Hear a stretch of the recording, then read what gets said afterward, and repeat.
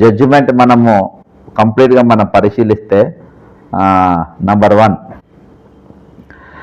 కీలక అంశం అభ్యర్థుల సంఖ్యలో తేడాలు. అభ్యర్థుల సంఖ్య ఎంతమంది రాసి ఉంటారో మీరు కామెంట్ చేయండి. అభ్యర్థుల సంఖ్యలో తేడాలు. మొట్టమొదటి 21,075 మంది రాశారని చెప్పారు. తర్వాత 21,085 మందికి మార్క్స్ లిస్ట్ ఇచ్చారు. అదనంగా వచ్చిన 10 మంది క్యాండిడేట్స్పై ఎలాంటి స్పష్టత ఈ రోజు వరకు ఇవ్వలేదు. ఓకేనా. రెండవది హాల్ టికెట్లలో అక్రమాలు. ప్రిలిమ్స్ మెయిన్లు వేరువేరు హాల్ టికెట్ నంబర్లు ఇచ్చారు. ప్రిలిమ్స్కి ఒక హాల్ టికెట్, మెయిన్స్కి ఒక హాల్ టికెట్. దీనివల్ల క్యాండిడేట్స్ను ట్రాక్ చేయడం, ఆడిట్ చేయడం కష్టమైంది. Centre wise gender wise bias. కొన్ని సెంటర్లో కేవలం మహిళలకు, కొన్ని పురుషులకు మాత్రమే కేటాయించారు. అది ఎందుకనేది ఇప్పటివరకు చెప్పలేదు. కొన్ని సెంటర్లో టాప్ 500కు ఎక్కువ మందికి, మరికొన్ని సెంటర్లో ఒక్కరే లేరు. ఇది మోడరేషన్ లేకుండా ఎవాల్యుయేషన్ జరిగినట్టు చూపింది.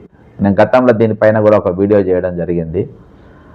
మార్క్స్లో అన్యాచురల్ ప్యాటర్న్స్ అంటే సహజంగా ఉన్నటువంటి మన విరుద్ధంగా, సహజానికి విరుద్ధంగా ఉన్నటువంటి ప్యాటర్న్స్. వరుస హాల్ టికెట్ల నంబర్లు అదే మార్క్స్ రావడం.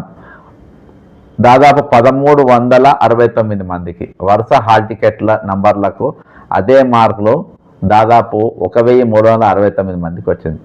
ఇది 101% చాలా సీరియస్ మ్యానిపులేషన్. ఇది ఇంత డౌట్ లేదు. మరి అంతేకాకుండా ఎవాల్యుయేషన్లో లోపాలు. ఏమేమి లోపాలంటే 1,26,000 పైగా ఆన్సర్ స్క్రిప్ట్లలో 90 రోజుల్లో 2 సార్లు కరెక్షన్ చేశామని చెప్పారు. ఓకే, ఇది ప్రాక్టికల్గా అసాధ్యం. ఒకవేళ ఒక అద్భుతం జరిగితే తప్ప ఇది జరగని పని. అంతేకాకుండా అన్క్వాలిఫైడ్ అంటే అర్హత లేనటువంటి వ్యక్తులు, బయాస్డ్ ఎవాల్యుయేటర్స్, రిటైర్డ్ అయిన లెక్చరర్లు, కోచింగ్ టీచర్లు, సబ్జెక్ట్కి సంబంధం లేని ఫ్యాకల్టీని దీనికి వాడడం జరిగింది. ఒక కోచింగ్ ఇన్స్టిట్యూట్ ఫ్యాకల్టీ ఆర్సి రెడ్డిలోనే తానే ట్రైన్ చేసిన విద్యార్థుల పేపర్లు ఎవాల్యూ చేయడం ఎంతవరకు సబబ్?